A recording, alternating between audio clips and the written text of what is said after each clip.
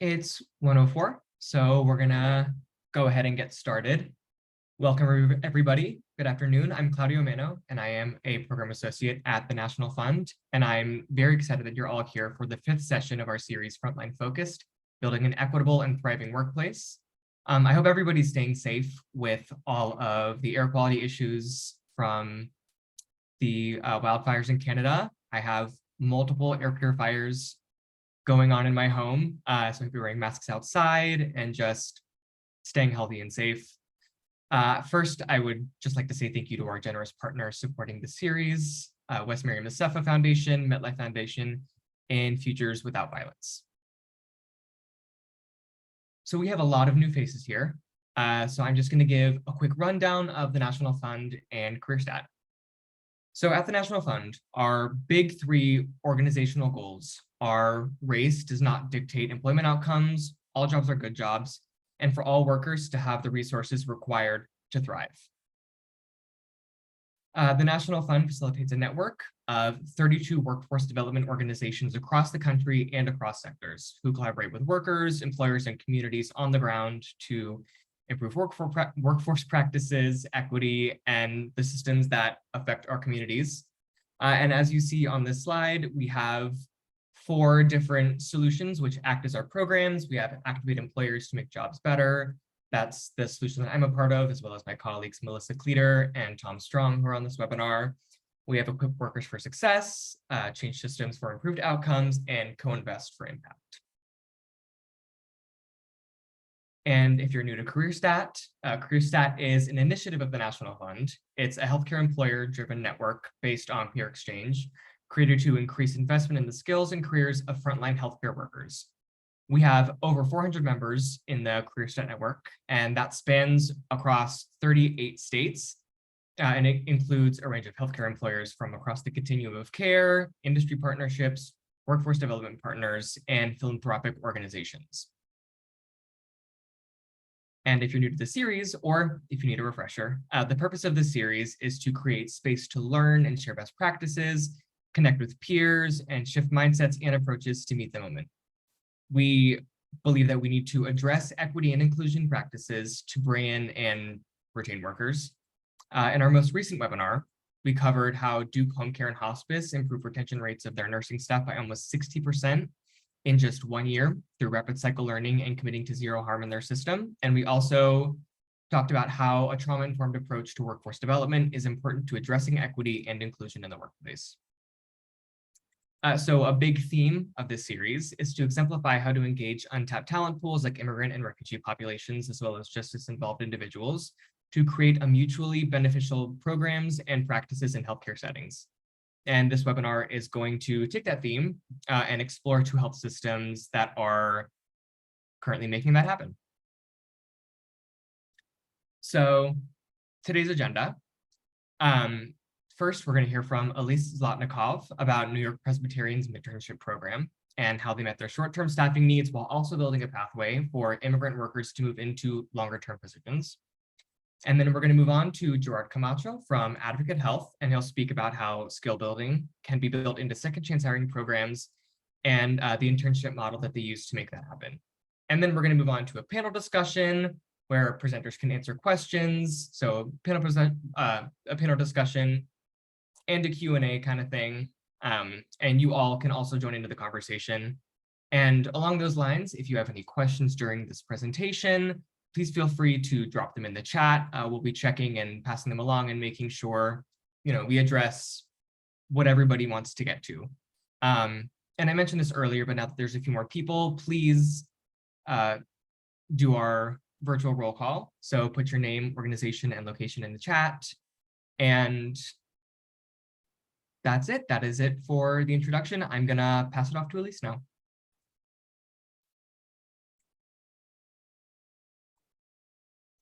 Thank you so much. And hi, everyone. It's lovely to be here with you. I hope everyone's staying safe. And I'm going to apologize in advance. I'm used to having several screens, but I'm working from home today. So working off my laptop. So I'm going to do the best that I can. So I apologize if things run a little slower than they usually do.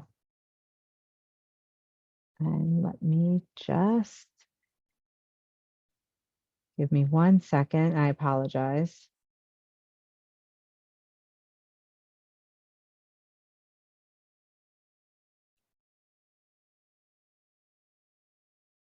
Okay.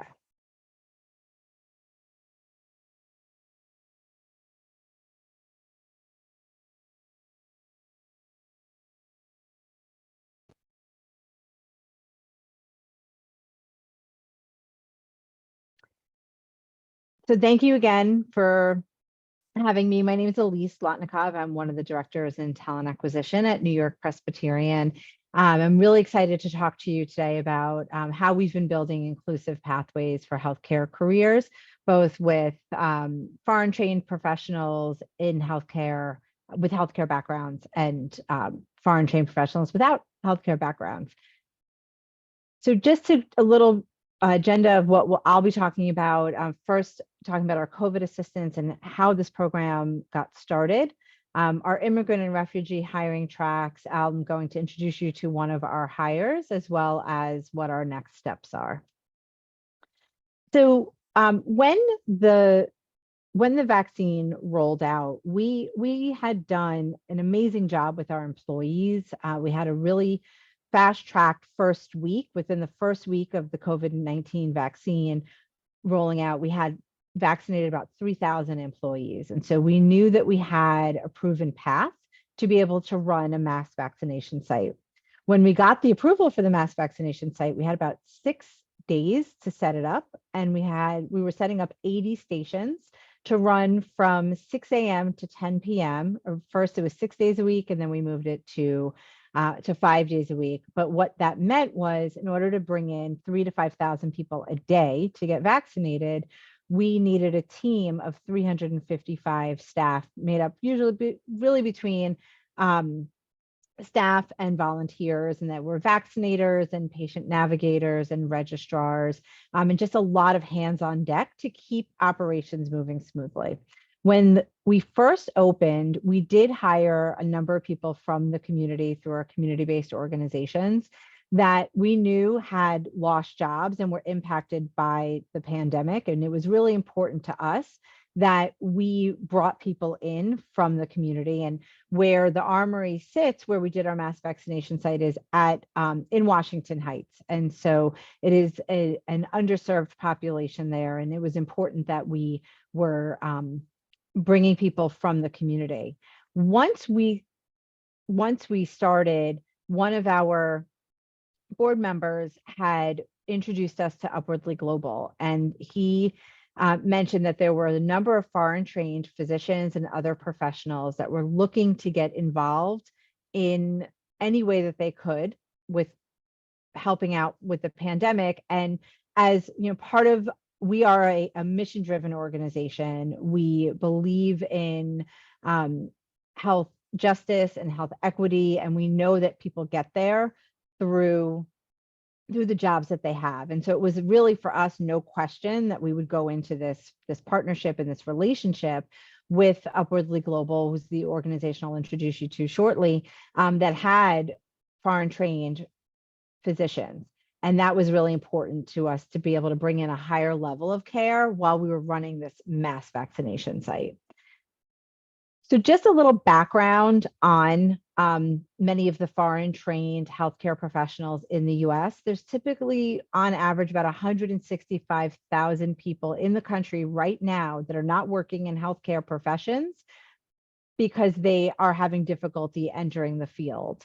If you look at our workforce, especially here in New York City, I would say probably in New York City, this 44% number is probably even higher for foreign-born people that work in the healthcare industry.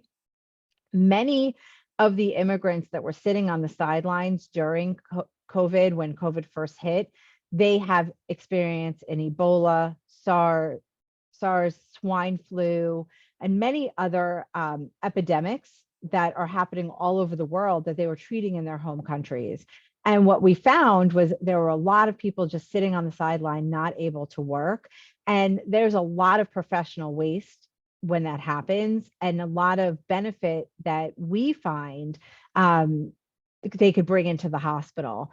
Many of these individuals also work survival jobs. So one person who I'll introduce you to throughout this presentation, he was a manager at Popeyes. He ran UN clinics in his home country and was working at Popeyes because he had such difficulty getting into a position in his field. And I urge people to think about that when you get into Ubers, when you are going into a store and you hear someone with a foreign accent, they probably had a professional career in their home country and have difficulty breaking into that. And so that has been the benefit of our partnership with Upwardly Global. And just a little bit about the talent pool with Upwardly Global. Anyone who they refer to us comes to us with work authorization. They're able to work. We don't have to worry about sponsorship. That's huge for us because we don't do a lot of sponsorship. So that was a big deal that they already were able to work when they got to us. Most of the people that they work with have bachelor's degrees. Over 30% have graduate degrees, and some of them even have postgraduate degrees.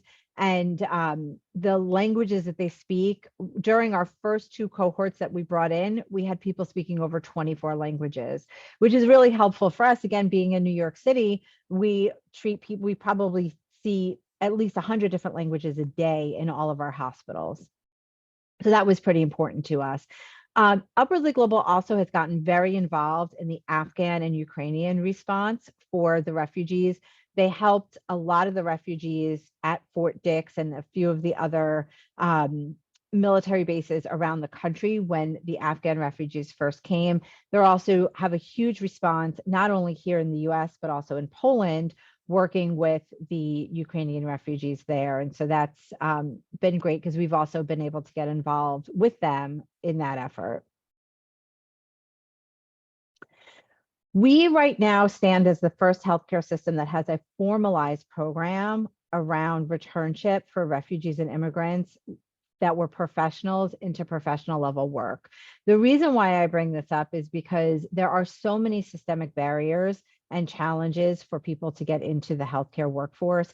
We would love nothing more than to share this program across the country and there are individuals all over the country that are literally sitting on the sidelines working survival jobs that are physicians, accountants, economists, IT professionals, marketing. I mean, the list goes on, that just are having difficulty getting into places of employment. And that's really where this relationship with Upwardly Global was born, because they do that groundwork of coaching and getting them work ready.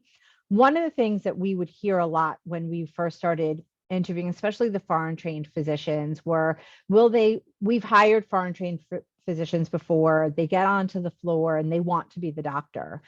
The individuals that we have hired have assimilated so well into our organization that we have not had any issues. Upwardly Global does an amazing job in coaching them and getting them work ready. So that's been fantastic. Our goal was to have 100 hires. We thought we would have this partnership for 1 year or 2 years. We have grown so closely in our partnership that I foresee us always having this partnership and continuing to grow it and fostering everything that we've built so far. And for how we started the program for the reentry program really was with 2 tracks. We originally started because we needed help during COVID, and we needed people with healthcare backgrounds who could just come in and help with the work. We also needed people that had experience as professionals in other areas. We've hired someone who's a grant writer. We have people in program coordinator positions. And so it was important to us that we looked at all the different types of backgrounds, but it started during COVID because there were so many people leaving the healthcare workforce, not only across the country, but even in New York. We just saw people in droves moving out of New York. And so what we found was just really enlightening and also fantastic was this group of individuals that are highly skilled raising their hands and saying, we want to come to work in your hospital in New York City. And so for us, it was exactly what we needed at the time that we needed it. And so we started 2 tracks. We started an internship track and a permanent placement track.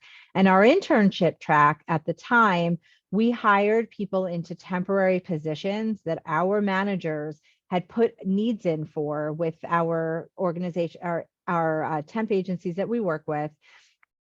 And we worked with the temp agencies and we said, we have these individuals and they're interested in these positions, and we matched them up and they came and worked for 3 to 6 months in these internship positions. While they were in the internship positions, our talent acquisition team met with each individual. They had a one-to-one coaching session with them, and they found out what they're interested in long-term. And that's how we were able to place people in permanent positions as well.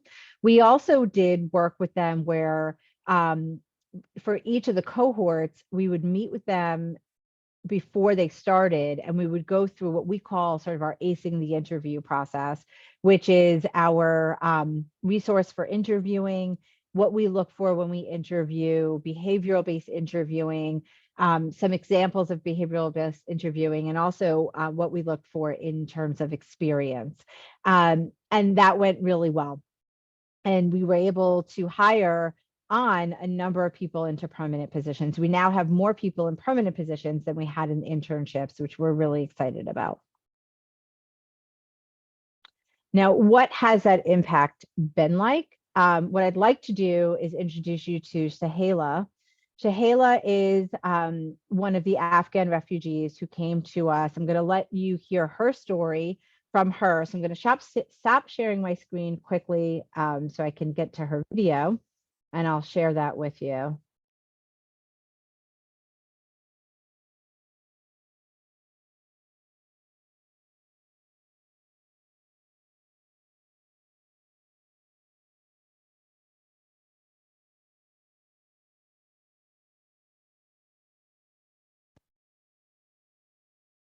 And just give me a thumbs up if you can. Country is hear never it. easy. It's not only leaving your home, it's leaving your culture, your friends, your family, your job, your home, everything.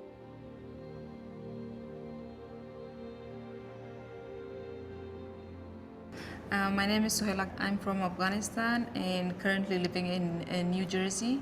And I used to work in a medical faculty in the surgery department as assistant professor. I was proud to be a woman surgeon in Afghanistan, and I have participated in more than 1,000 surgeries.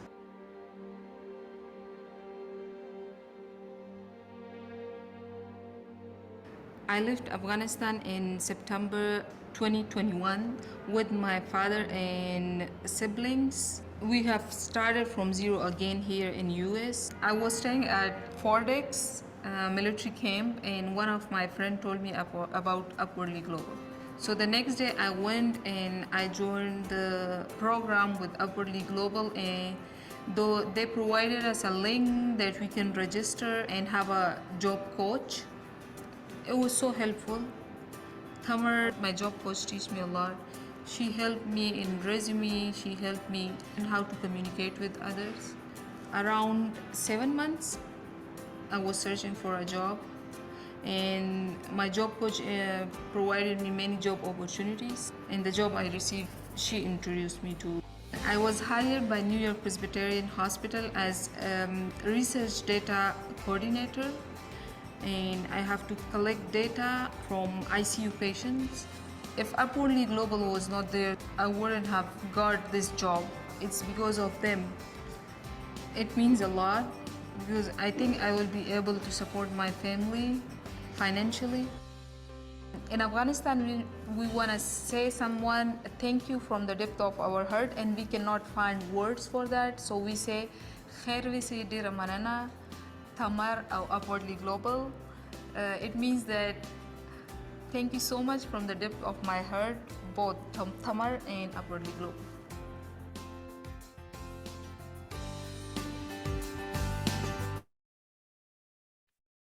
And so I hope you all enjoyed hearing Shahela's story.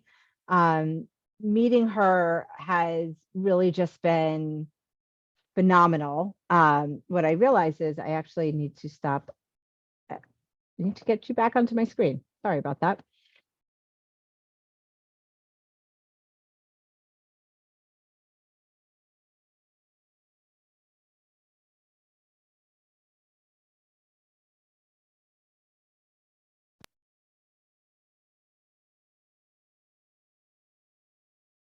Sorry, give me 1 second. I apologize.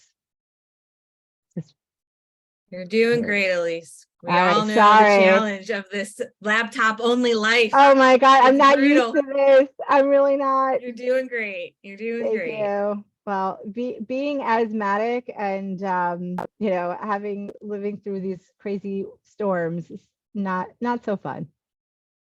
But I am glad that all of you had an opportunity to hear Sahela's story. She really, she's just phenomenal. And to think about, you know, what she and her family have been through, and so many of the individuals that we meet have been through.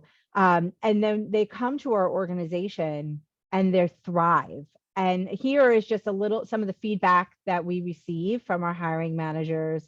They many times the Upwardly Global job seekers come in and they just assimilate so well. I mean, I could show you the picture here where you see the woman in the white sweater. That's Melissa.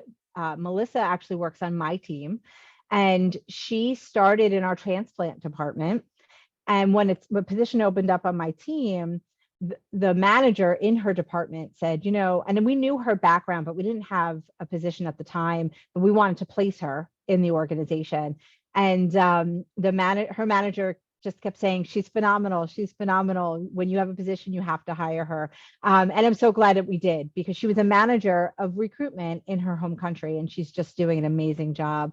In the bottom right-hand corner, we have Khalid, who is a physician in Sudan, and next to him is Rebecca, actually from Upwardly Global. We went and visited everyone at the Armory when they first started. And in the upper corner is actually my son when he went to get his vaccine, and the individual that I was telling you about who was running UN clinics in his home country. He went to, he was working in Popeyes when we first met him. He now has since left us after his internship and is doing his residency. And we're hoping will come back to us as a physician. These individuals they leave an impact on us, and they leave an impact on the workforce. And we have managers that specifically ask us when they have positions open, can you please send me individuals from this program, because they have just everything that they bring to the organization has heightened the work in which they do. And then what's next for us? So we continue to have a commitment to healthcare pathways, not only for the Upwardly Global job seekers, but also for many of the organizations that we work with in the community. But for the Upwardly Global job seekers, we will be working closely with Upwardly Global on reskilling foreign trained physicians that do not want to relicense, but want to go back into positions at the bedside. And so we are currently starting phase 2 of this relationship, which we're really excited about. We're just in the planning phase for that now, but that is something that we are looking forward to for next steps, and looking forward to many more people that we'll be able to bring into the organization, just in different capacities. And that's it. So thank you so much. Thank you for bearing with me with my technical difficulties, and I look forward to any questions that you may have after. Awesome. Thank you so much, Elise. That was really great. And I'm excited to discuss more after Gerard's presentation. So I'm going to pass it off to Gerard from Advocate Health.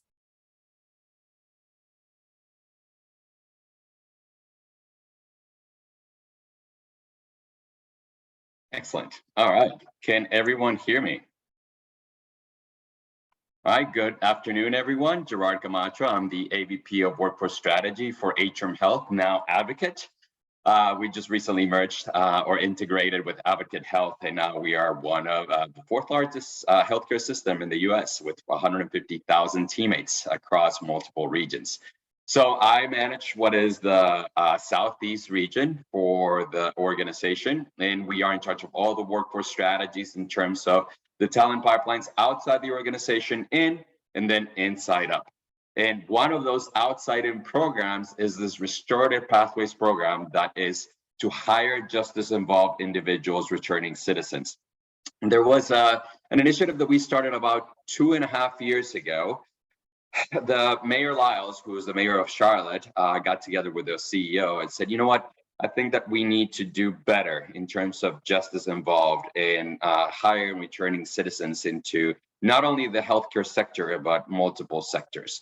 And based on that, we embarked on this trajectory of how do we create a pathways program that would go ahead and provide not only opportunities for individuals, a second chance opportunity, but how do we provide career pathways for individuals? And how do we start removing barriers for that? So what I'm going to go ahead and present to you right now is going to be that same presentation that we took to the mayor and then to the leaders in the organization to explain why it's important for us to hire individuals from restorative pathways, and then what is the process to go ahead and do that in terms of meaningful careers, and what are going to be the job roles that we have been hiring into for the organization.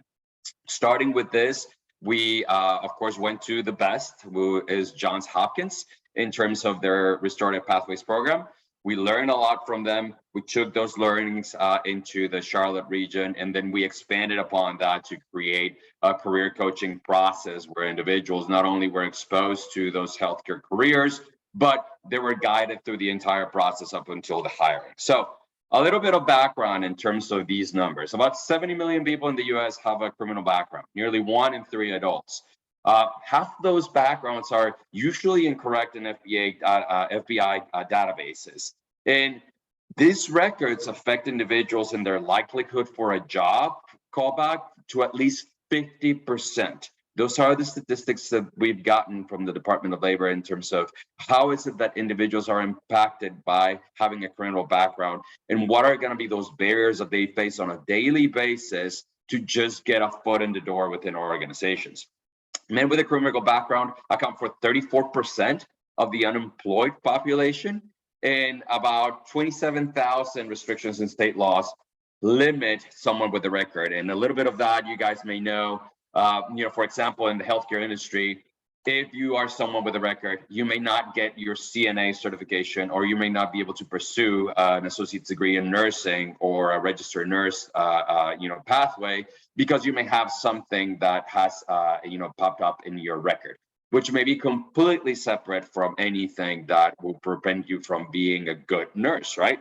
So in this case, we're talking about if you were in possession, and you were carrying, and in terms of those restrictions and those charges will actually prevent you from becoming a nurse, which is something that we're trying to lobby for at state legislature to see if we can do something about that, because these restrictions often act as barriers, not only to employment, but also to their career pathways and mobility. So as an example of our design, one of the things that we did in terms of the Q1, Q2 activities was to identify, whenever we started this, we started by quarters, and we said, what is going to be the implementation process for a restorative pathways program that is meaningful? And what we identify as really key measurements of success, we're going to be to include, Q1 and Q2 activities for the launch of these programs. And then it was going to be to identify, first of all, a community partner. We know and understand that we are lacking in the area of specialization in terms of how to deal with individuals with criminal backgrounds, how to understand their backgrounds, how to address individuals as a whole in terms of how do we recruit, how do we support, how do we train, and what are going to be the barriers that they're facing, right? As an employer, we lack all that knowledge. So the first thing that we needed to do was identify a strong community partner in an organization that actually is in the community, that is an expert in the restorative pathways arena, and that can provide us with some advice on how to recruit, how to retain, and how to create those programs that will be able to be successful in terms of the individual's development and their performance and their continuation for employment within the organization. Then conceptualize that Just Emphasis and Bold program framework approach and the timeline, and establish a project team to identify key stakeholders within the organization and within the community that would be able to create this program. Again, one of the things that we know in workforce is that whenever you push a program or whenever you push a community partnership into hiring leaders, most of the times you meet with resistance. So one of the main things that we needed to do from the very beginning was make sure that those leaders that were going to be the hiring leaders in those specific departments were involved from the very beginning to have buy-in, so that at the time that the individuals were hired into those positions, we did not meet any resistance for hiring and placement of candidates. Then the second phase of this, which was our Q2, which is really first phase, second phase of the program, is to finalize the partnership agreement with that organization and with the career coaching that we were going to provide, and then conduct workplace readiness, which was the training and development that individuals would have pre-hiring, and then the framework and ensure that key objectives are being met. And I'm looking at this presentation, I just realized I opened an old one without it being the one that is updated that I sent to Claudia, but it's okay. I'll go ahead and talk through it.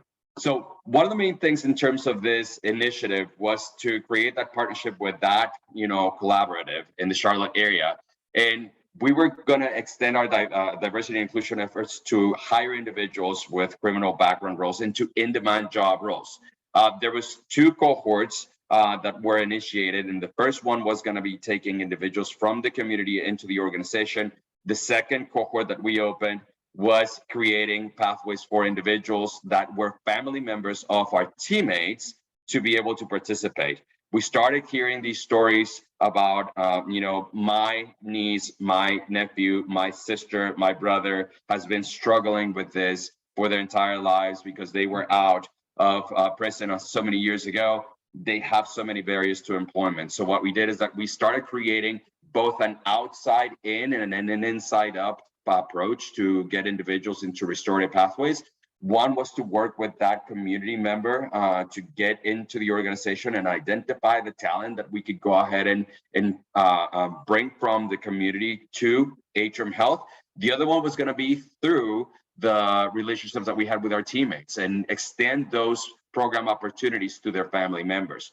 So the program phases that we added included workforce readiness, the recruitment piece strategy, the training and development of the individuals, an onboarding and pre-boarding, and the evaluation and the support and the mobility from the individuals participating in our programs. So that was evaluation of our program and our development and our evaluation of the individual as they were going in, the support and the continued wraparound services for those individuals post-hire, and the mobility and career pathway opportunities for them as they continue to grow within the organization. The targeted positions that we were focused on as entry-level opportunities were, of course, your tried and true EVS services, which is environmental services technician, linen services. We then expanded. We said, we don't want to just pigeonhole individuals from criminal backgrounds into these linen services careers and EVS. What else can we do to bring individuals that may have a certificate or a master's or something else? So we started to get a little bit more into the guest services representative, floor crew, patient transporter, cook. We actually then opened IT positions that would be frontline positions to get individuals with certain certification training into those IT roles. And we continue to expand these offerings throughout the job family. Now, in terms of the career progression that we are designing or that we designed through this program, again, this was not only a hiring into the organization. We did not want to go into the community and say, Atrium Health is removing barriers. We are providing opportunities for the previously incarcerated, and we're removing, the criminal background checks requirements for entry. But what we wanted to do was something more than that. We wanted to build a career progression for individuals that Atrium Health will offer you more than just a job. It would offer individuals as second chance participants the opportunity to grow within the organization through career pathways. And an example of that is if we were hiring you as an EVS personnel an environmental services tech, then we have programs that we're setting up. We will provide the career coaching and then set you up through this process where you can go into the sterile processing training program, which is an internal development program, then get into the surgical technologist apprentice program that we have in place to become then a surgical tech. That at that point, you are a family sustaining living wage within the organization, entering through an EVS role all the way through your surgical tech job role. And then continued success through our career development opportunities. If you want to go from surgical tech into another job role as a patient interpreter, or you may want to go into patient financial services, we have those career pathways and that career coaching that is assigned to individuals to continue their growth throughout the organization. So let me give you an example. Whenever we were looking at the participant training and development, our cohorts began in 2021 and 2022. We provided, prior to hiring of the individuals, and that's another thing that was very important for this program to be successful. Before we hired individuals, we wanted to make sure that we were giving soft skill training and development as a pre-boarding opportunity. However, we wanted to make sure that individuals were being compensated for that time, in which they were receiving approximately 100 hours of classroom time.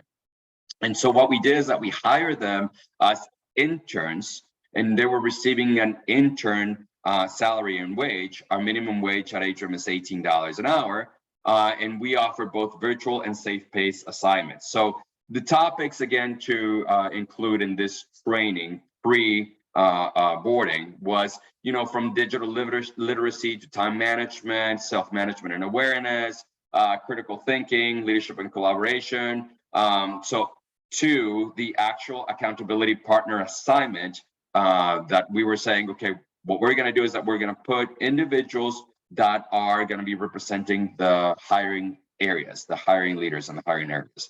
They were participating with their individuals as they were going through their pre-training, and they acted as an onboarding buddy.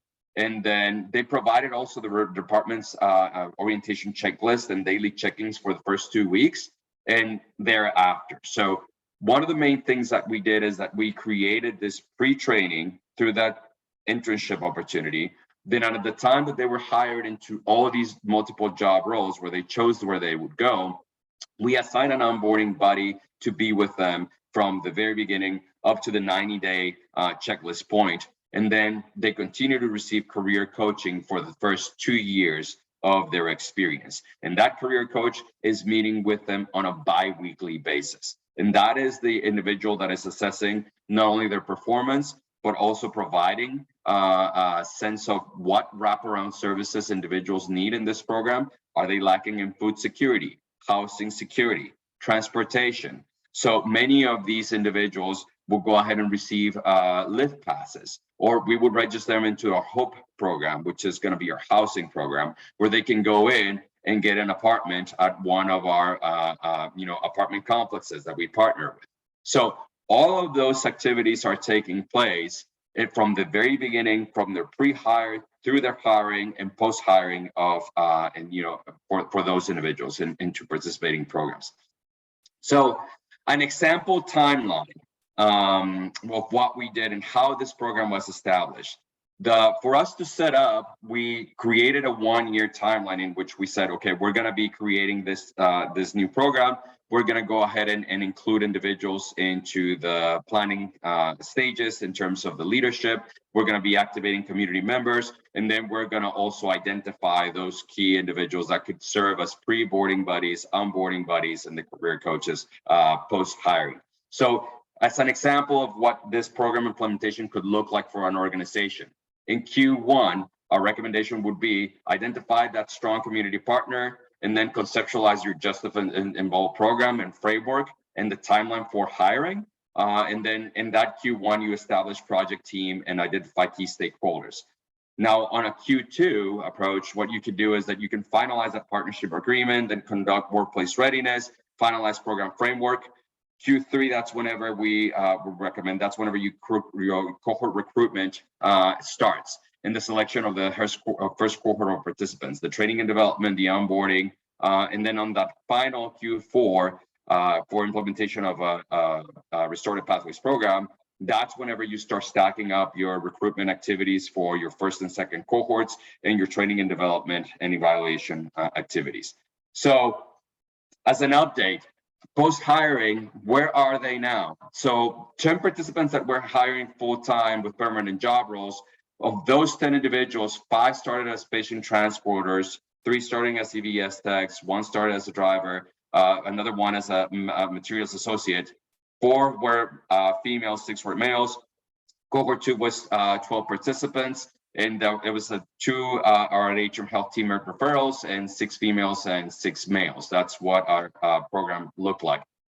I had another slide here that I'm missing because, again, I pulled up the wrong set of slides where it talks about where individuals are. A lot of these individuals are now promoted within their areas to either supervisor roles. There's a couple of them that have moved into clinical job roles within the organization. We have a retention rate of about 80% of individuals participating in our program, and we have a success rate of those participants into about 30% promotion rate. So we're starting to see a lot of that, that investment that we made through their onboarding, through the training, through the career coaching, that the retention rate comparatively with individuals that are restorative pathways that usually come and go through organizations is about 20 to 15%. Through this program, we're really we're gaining at about 300% retention rate for this population. And not only that, but we are accelerating their development and their increasing participation in terms of career development opportunities and promotions. At this time, do you guys have any questions?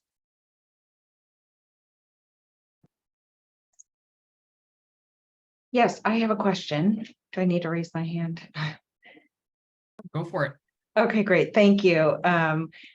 Gerard, this is fantastic. Thank you so much for this presentation. I'm going to have to revisit the video because there was just so much information. I have 2 quick questions for the sake of today. So we're trying to start this work here in Cleveland, Ohio, and we do have some appetite with the hospitals.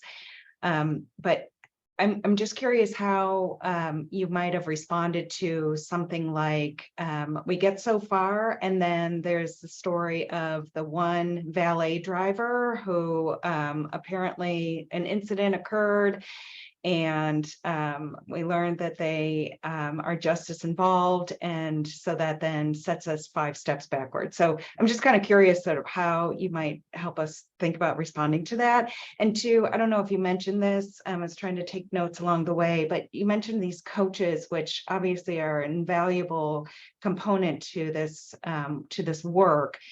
Are they, who hires them? Who manages them? Who pays for them? And is this the investment from the employer side? And thank you for that. On the first question, I think that one of the main things, that involvement of leadership involvement from the very beginning in terms of the Restorative Pathways program design is key. And in fact, what we've seen through this process is that leaders become actually very soft with individuals because they're restorative pathways. And we've seen individuals that go through like, okay, first warning, second warning, third warning. A normal person would have been gone after they missed 3 days without, reporting that they're going to be absent, right, on the floor. And leaders are like, you know what, we want to help individuals in the restorative pathways. We're going to give them more chances. And in fact, that coaching has been very, very helpful. But that key involvement and that buy-in from leadership, especially at the hiring level, with the design of the program, with the recruiting of the individuals and being part of that strategy with the pre-boarding, it really makes for a really great alliance to avoid those circumstances of, that unconscious bias, where you have leaders that would say like, yeah, you know what, it's a restorative pathways individual, no wonder, let's go ahead and get rid of him or her. So that early partnership really works well to go ahead and create that partnership and remove that unconscious bias from the leadership and actually act in a very supporting role and way to individuals coming from this program. Now, on the second piece, in terms of the career coaching, we've been seeking grant opportunities. There's a lot of grant funding out there, for example, with the city of Charlotte and with other, federal grants that are focused right now on the development and the opportunity for restorative pathways for the immigrant populations and things like that, where we have applied and we've been able to get some funding. That career coaching is done externally. We hire an actual vendor, which is called Engage to Uplift. And we provide career coaching services for everyone that comes to any of the Career Development Center programs and has a trajectory of continued development and growth, right? If they're choosing to go into a career of, nursing or sterile processing or respiratory tech, every single year that they're engaged in their development, they're receiving that career coaching piece. And it's their touch base on a bi-weekly basis to see where they are, to make sure that they're doing their educational, completions, that the leaders have flexibility embedded into their schedule so they can go to school and things like that. So we've used those grant resources to provide and to pay for those coaching services. Okay, that's very helpful. I have one quick question as well. So I'm wondering if you took on the issue of banning the box and the application process. We did. We actually did. So we banned the box from the application process. We had to make remove all those lights too. We created a decision tree that was vetted by our legal department, our teammate relations group, HR, and some of the leaders, again, key stakeholders within clinical areas, to say, okay, this is going to be the decision tree where if this happens, this triggers this analysis. No one. So for example, we also own the clinical placements. I only get a flag from whenever there's a hit on a criminal background, whenever we're placing one of the students, that we go and we look at that and we decide whether or not the student will be placed. We decided to do the same thing for restorative pathways, where we said, these are going to be the 3 top things where we would not hire someone, right? If there's been, anything related to Medicare or Medicaid fraud, we can't hire that individual in. But we have a story where someone had committed murder early on that is working for us. So we removed a lot of those elements to make sure that we're providing really good opportunities and equitable chances for individuals with restorative pathways. So yeah, we created that decision tree. And right now what we do is that we hire everyone in. Everyone's going to be flagged. But if it goes into one of those key areas in our decision tree, that's whenever it triggers the council that will decide whether or not we will hire that individual. But everyone else, even though they have a record, they're in.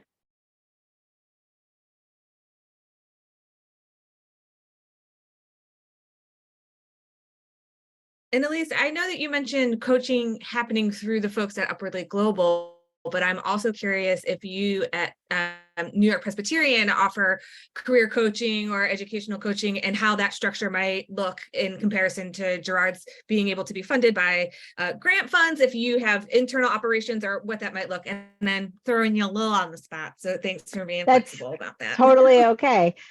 We actually do internal coaching. We have a program which has been on pause due to when COVID started, where we did internal coaching. The recruiters did internal coaching for all of our employees. So they're trained as career coaches. And so they meet with each person that we bring through the program to learn about what it is that they are interested in, their career growth, where they want to be. And we help them on that pathway. We have a lot of internal pathways currently that we have in place for our employees. So we really slot them into positions that would set them up for success to go into those programs. And I actually, I have a question, Gerard, for you as well. Because of a lot of the training that we're doing, I'm curious, and we've started a similar program, which has been slow to grow. I'm curious how you're funding the training that you're providing in terms of that classroom training. How is that being funded? So with our partnership with City Startup Labs, again, we wanted to bring someone in that would be the expert on what individuals with restorative backgrounds need as pre-boarding and training right before they go into their job role. We want to make sure that they don't just show up and they have all these, habits that may have prevented them to continue their employment with an organization. We want to make sure that we nip that in the bud at the very beginning. The way that we're funding that is that we own all the FTEs for internships. So we're providing from our budget that internship salary directly to the individual that we hire, and we fund that. We also own the contract with City Startup Labs, and we're paying them to go ahead and train them. That's not a sustainable model, right? So what we're doing right now is that we're looking to branch out and have conversations with whether it's going to be an Urban League or a Goodwill or someone that is dedicated to go ahead and provide that sort of training to say, okay, we'll continue to pay for their internship salary while they're working with you, but we need someone that can take this on and provide that training pre-hire, right? Which is what a lot of our WIOA funding is designed to do. So we're trying to partner with those organizations to do that. Right now, we're paying that out of our budget, and we're paying a consultant to provide those courses. We're looking at the sustainability and passing that on with a partner organization that will be able to do that from their own budget, and then as we pay and hire those individuals to then participate, and then we hire them. Great, thank you. Yeah, we do a lot of work just with a lot of our community-based organizations where they do provide the education and training. We provide the internships and the placement after, but just in this space, looking for the best possible partner to start that up. So thanks.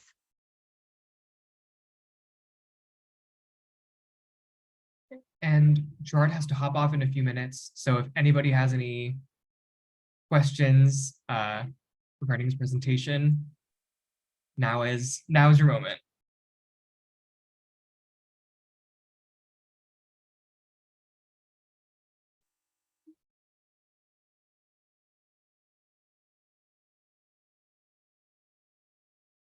Thank you so much. It was great. It was very comprehensive. I guess he answered any question that could have possibly come his way. Tom, did you have a question? Are you trying to be polite and nice and give other people space? I am trying to give other people space to jump in. Thank you, Melissa. Gerard, before you go, I guess I am curious with that career pathway you provided from EVS to sterile processing to surge tech. I'm curious, it seems like that's something that is still in development. Is that correct for your organization? No, that is actually in place. And again, I apologize. I pulled sharing my screen, I pulled the old version that I worked on, and then I didn't pull the one that I sent to Claudia. So yeah, that is in place right now. And we have what is called the career pathways already in place. And individuals will go and they know and understand what is going to be the next skill set, competency, educational requirements, certification training that you need to take in order for you to be there. Again, we're pushing and we're encouraging individuals from this specific program to look at those opportunities, and then we're describing to them how do we pay for their education up front, how do we provide those wraparound services, and they go and they take on that trajectory. So that's one example trajectory that we have. There's other ones that we have with CNA certification training and RN pathing. Again, some individuals are excluded from their because of their backgrounds and because of whatever criminal record they have. Some others are not. And some other are pursuing that, nursing career. Okay. Well, when you have more time, I would love to learn a little bit more about how you organize that career pathway. I think that there was clearly great planning behind it, and I'm excited to just know more about it. Absolutely. And Gerard, if you have resources that can be shared about that, I can include them in the post-webinar email going out next week.